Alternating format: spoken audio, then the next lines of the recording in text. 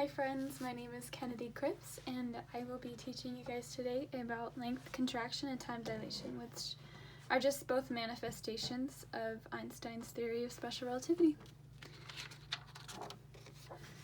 So the definition of length contraction is the length of an object is contracted when that object is moving at relativistic speeds along that particular dimension of motion. So when I first read this, I didn't really understand what was going on, so I wrote you guys an English definition. So the definition in English, I would say, is if you're sitting stationary watching an object move at or close to the speed of light, it'll look shorter in the direction that it's moving. So I drew a picture. So what an object stationary normally looks like is a purple circle. It's just a purple circle. And you are sitting stationary and the circle is also stationary. But as you increase the velocity of the circle appears to look shorter and shorter and shorter and then in the dimension of its motion. So as it gets closer and closer to the speed of light, the circle appears length contracted shorter and shorter until it's very, very close to the speed of light or at the speed of light. It appears almost as if it was a straight line. So key ideas of length contraction are that the amount of length contraction, how much shorter the object seems, is dependent on the speed of the object relative to the observer. So the faster it is to the speed of light, the more length contraction you're going to see. Also, contraction only occurs in the direction of motion. And so with our circle example, we saw that the circle appeared shorter and shorter and shorter in the dimension of motion, but like vertically, that's not the dimension of motion. So the circle did not appear to get smaller vertically. It stayed the same height vertically. That's what that means. And now we're getting more into basics of the equation, but just to know for later, proper length is the true measured length at rest. And so like if the object is stationary and you are stationary, then it's the proper length is the length that you measure from both ends of the object. And it also, another manifestation of length contraction is that distance depends on the observer's relative motion, which should kind of freak you out. It freaked me out at first too. So everyone agrees on relative speed, which is a distance over an elapsed time, but not everybody shows the same elapsed time, as we'll learn later in time dilation, which means that the distance is actually changing for people. So we'll actually revisit this slide when we talk about time dilation. So the length contraction equation is L, the contracted length, equals L naught, which is the proper length, times the square root of 1 minus v squared, or the relative velocity of the object, divided by c squared. Or another alternative form of the equation is L contracted length equals L naught proper length over gamma, which is the Lorentz factor. So the Lorentz factor is 1 over the square root of 1 minus v squared over c squared, c just being the speed of light and v, as we've discussed previously, relative velocity. So Lorentz factor is actually a relativistic factor. It just measures how relativistic an object is acting. So the closer an object is moving to the speed of light, the more relativistic it's going to act. Alright, so I have a conceptual example for us. So a rocket flies by a stationary observer at 2.5 times 10 to the 8th meters per second. If the rocket is seen to be 5 meters in length as it flies by, what is its proper length, or the length observed when the rocket is at rest? So we know our contracted length is 5 meters, and we know that the speed of light is 3 times 10 to the 8th meters per second. We know that our velocity, which is given, of the object is 2.5 times 10 to the 8th meters per second, and we're looking for our proper length, or the length either measured by an astronaut on this rocket, because the astronaut is moving in the same frame as the rocket, or if the rocket were to be stationary, what a stationary observer would measure the length to be. So I'm just using the length contraction equation. I plugged in the numbers for us. So it's 5 meters equals L naught times the square root of 1 minus our velocity squared over our speed of light squared. I crunched the numbers for us, so it's just 5 meters equals L naught times, this was the answer of this whole thing, and then move some variables around to try and get it to equal our proper length. And we see our proper length, or the length that we would measure at rest if the rocket was at rest, is 9.045 meters. So we actually see that the rocket looks almost half the length that it really is. And so this is like a picture that I drew of our observer. So like L naught is what we would observe. There's no flames coming out. So I just tried to draw that as like the rocket is stationary. And so L naught is our stationary length. And then as the rocket is moving super fast, shown by my awesome little flames and lines, it appears to be contracted in the length and dimension of motion. So now we're going to move on to time dilation. But first, we're going to talk about simultaneity. It's a hard word for me to say. So we're actually going to use light. So when we talk about time, some of our very best clocks are actually measured with light bouncing between two mirrors. So here's like my rudimentary drawing. These black bars represent mirrors, and then these little dots represent light particles or waves moving back and forth. And so a stationary clock, it just has these two bars in a clock, and it just, say they have, I don't know, they calibrate the clock such that they know exactly how much time it takes for the light to bounce here and back. And so they measure the clock based off of that, and they make super accurate clocks. So say we measure something, so that's why we have like 10 seconds in the stationary frame of motion. But I'm going to try and attempt to explain why time appears to move slower when you are in a moving frame of reference, or you're watching a moving frame of reference. So normally time, like this light, has to go a distance d back and forth between these two mirrors. So this is the same distance d between these mirrors, but your mirrors are moving because you're moving at relativistic speeds close to the speed of light. So the light, yes, it begins to move up, but these mirrors also move. So the light actually, in order to hit the mirror, has to move in a hypotenuse of, like, say this was a triangle, it would be like a diagonal motion as opposed to straight up and down. And so as we've all taken trig, I'm sure, if we're learning about special relativity, we should have taken trig by now. We know that the hypotenuse is going to measure longer than either of the two sides. And so when we add it up, so if we measure how much time it takes for this light to bounce back and land back where it came, it's actually 2d. But this, it's 2x. And so we know that 2x versus d, 2x versus 2d, it's a slightly longer amount when you're reference frame, like when you're moving. And so what that means is that time appears to move slower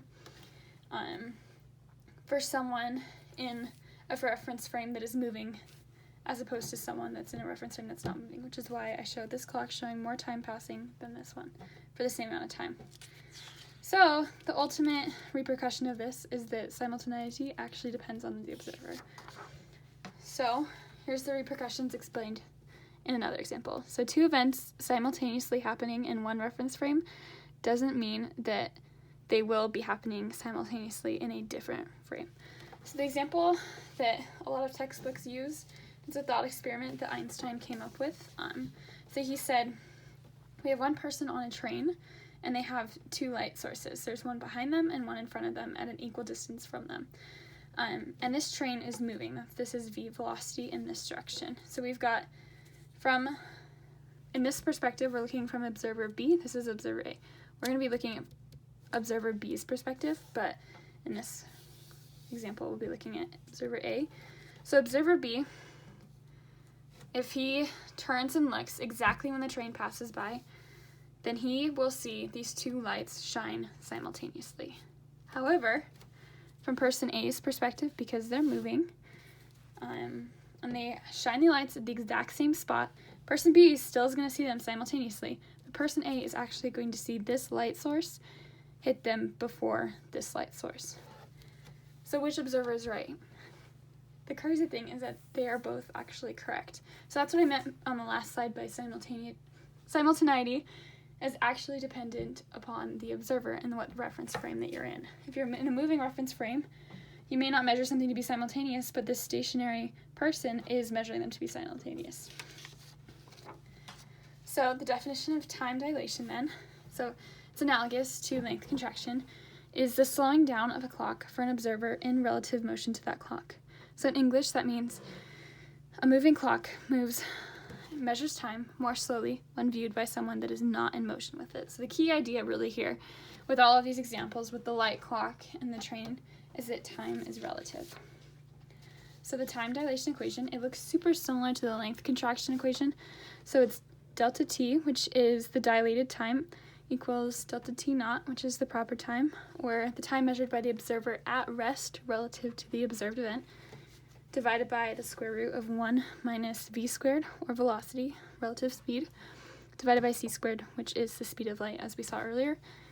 And it also equals the Lorentz factor times delta t naught. And so we kind of went over it's the same Lorentz factor equation as we saw with length contraction, but I went a little bit deeper into it on this slide. So the Lorentz factor is about equal to 1 when the velocity is a lot less than c.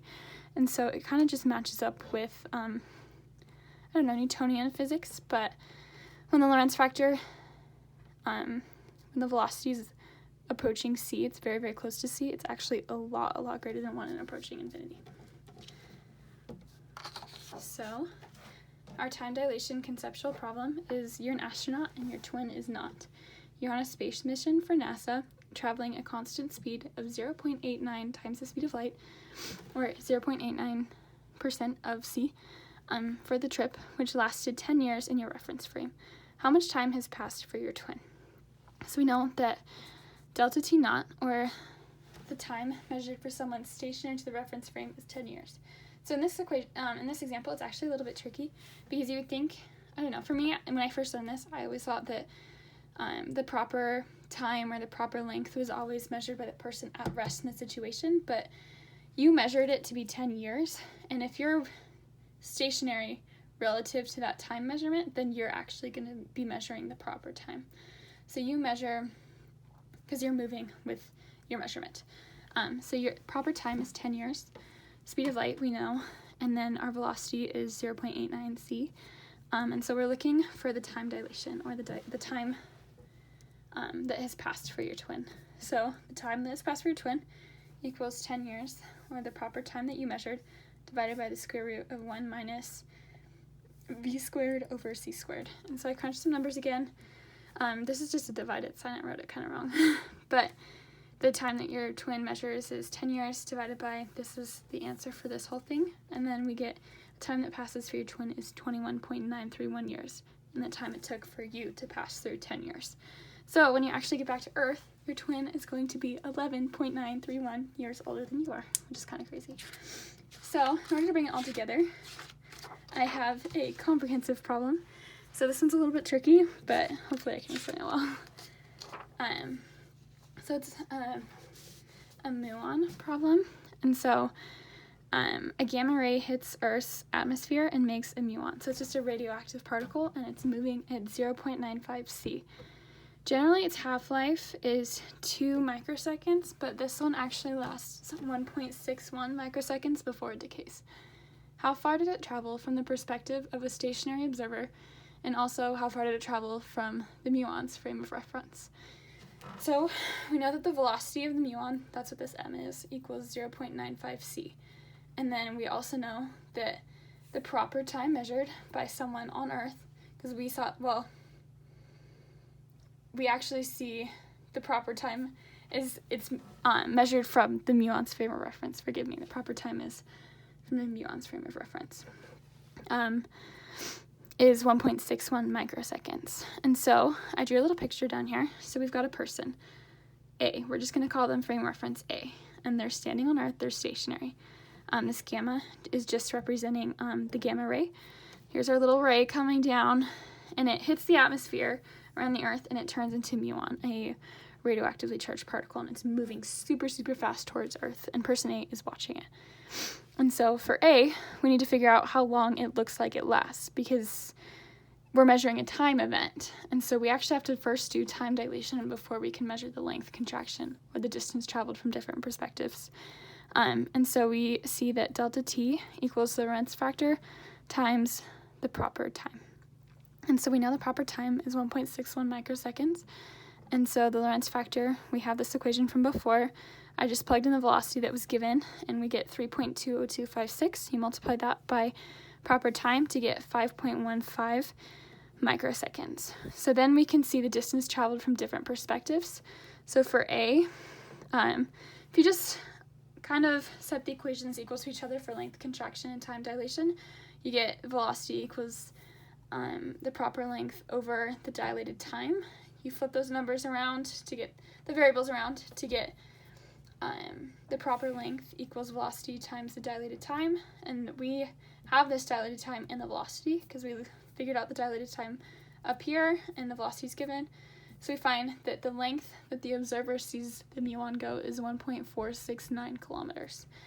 For the muon, again, same setting the two equations equal to each other, and I did some manipulating of variables over here to get dilated time over proper time equals the Lorentz factor, and that's where I got this equation over here, which we already know, and it's the proper length equals the Lorentz factor times the regular length, or the length contracted. So the length contracted equals proper length divided by Lorentz factor, and so we already have our Lorentz factor from up here.